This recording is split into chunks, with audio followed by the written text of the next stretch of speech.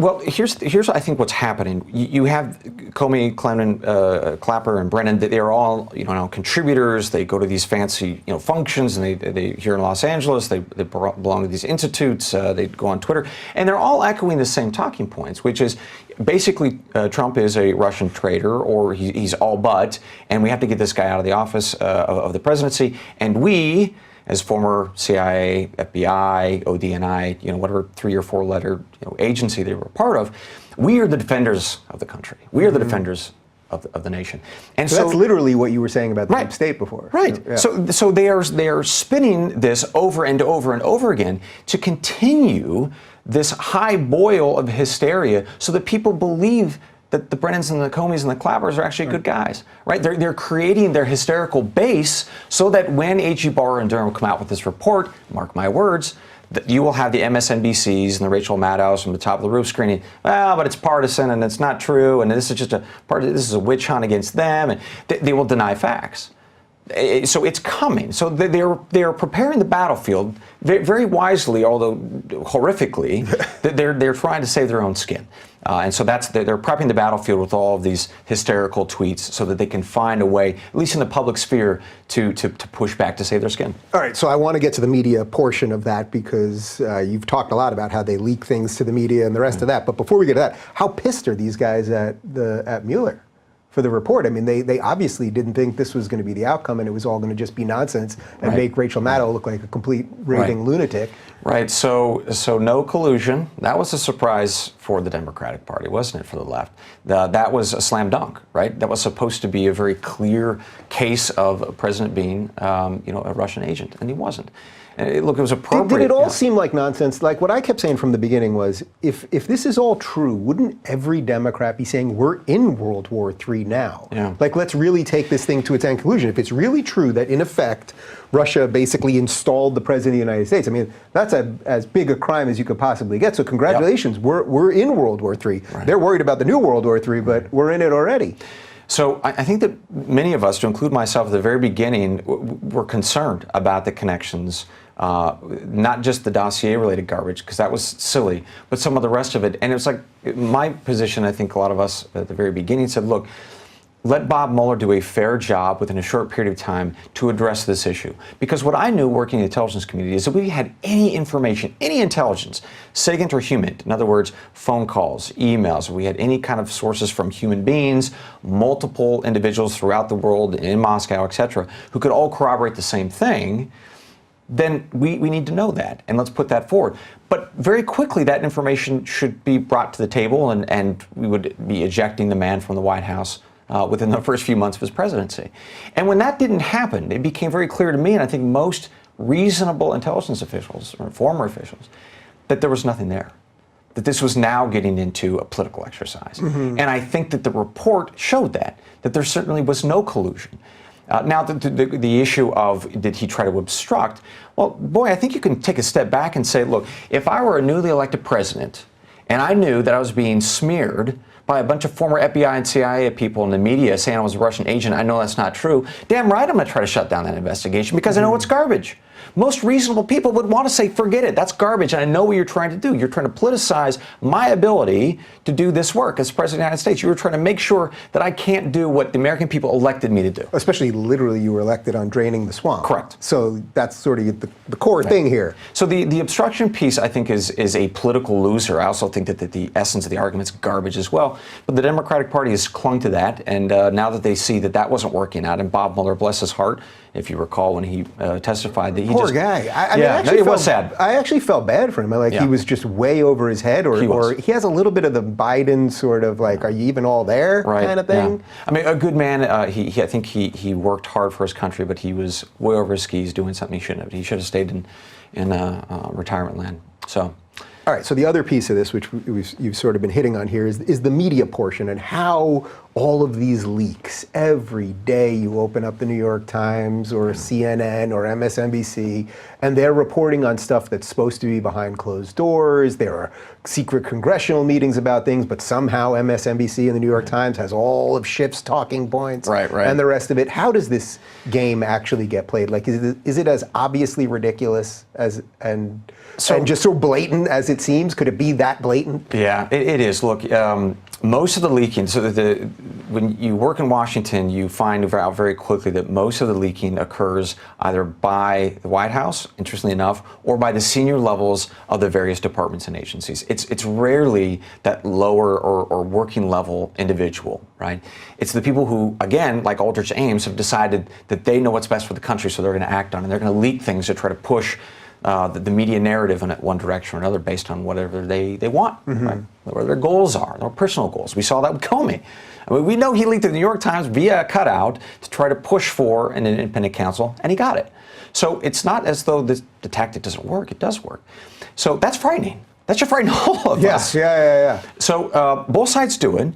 But what we have seen over the past 3 years is a group of individuals from the FBI, from the CIA, who are leaking pieces of information to kneecap a duly elected president so that they can put the people in power that they choose, irrespective of party, whether it's a never-Trumper or whether it's one of these, more traditional moderate Democrat, what the hell that means these days. Right. Well, it's not really irrespective of party, right? Because you mean a never-Trumper or some other Democrat. Sure. But I mean, historically, the leaks have come from both sides of the aisle to the media because of their own personal desire to shape policy, right? We're just seeing it on steroids now. Yeah. The amount of leaking, the ferociousness of the impact of those leaks, right? That it's not just we like this or we don't like this. It's, Trump is a traitor, or it's going to launch us into World War III, or it's that absurdity, it's that hysteria that was kicked off in 2016 and hasn't stopped. Do you think that's partly just because we're just watching institutions crumble across the board, and so they're all sort of in their death throes, so you just throw out everything? So, you know what I mean? Like, we're watching our media institutions crumble, our political institutions are crumbling, we're exposing information, conversations like this weren't really being had 5 years ago. So as it all becomes more obvious, the ways it can lash out become crazier. As the curtain is pulled back on the Wizard of Oz, does he not get a little bit more panicked about people understanding he's like 4'2", 250 pounds? Yeah. I think that could explain a lot because, again, at some level, when you start looking at, for instance, let's just take the media, right? So it's long been known that the media focuses on one particular party and benefiting that, and it's a Democratic Party, which, by the way, when you get like 95% of your political funds or that is the media supports you, like from their political donations, it's incredible that the Republican Party even exists. Yeah. Right? When you have that degree of an avalanche of support in your nation's media, the fact that another party exists is really incredible, or it means that Democrats are stupid. I'm looking at a lifelong Democrat. I just want to say that again. So, look, in the last 10 to 15 years, forget that, 5 years. Yeah, we'll get to that. Yeah, we're going to get so there. much. We're going to get there. But I think you're right to say that the media is recognizing that we're all pulling off the mask and seeing who they are. And that is horrifying to them because the moment that we start questioning their authority to tell us what's right and wrong, and we start to say, you know what, actually, you've given to the other political party, you used to work for that other, organization or entity that is now against Trump, or like, we now know that you're biased, and that's fine, right? You and I both have an opinion. We both go on TV and talk about things and our opinions. That's fine. But let's be candid about who we are and what we believe in, and let's not pass it as news, because it's not news. It's just an opinion, right? It's interesting. The former editor of the New York Times gave this fantastic interview where she talked about her students. She left the New York Times now. I believe it's at Yale or one of these fancy Ivies. And she works with students who want to become journalists. And she said one of the frustrations that she has is that they all want to report on their own opinions of what's happening in the world, right, and not the news. And it's like, well, amen. We have been walking down this road for 15 plus years where everybody in the right, why not admit it? Yeah. So let's have an honest conversation that the Walter Cronkites are gone. Yeah. And it's now, a circus, and everybody's got a different performer that they prefer.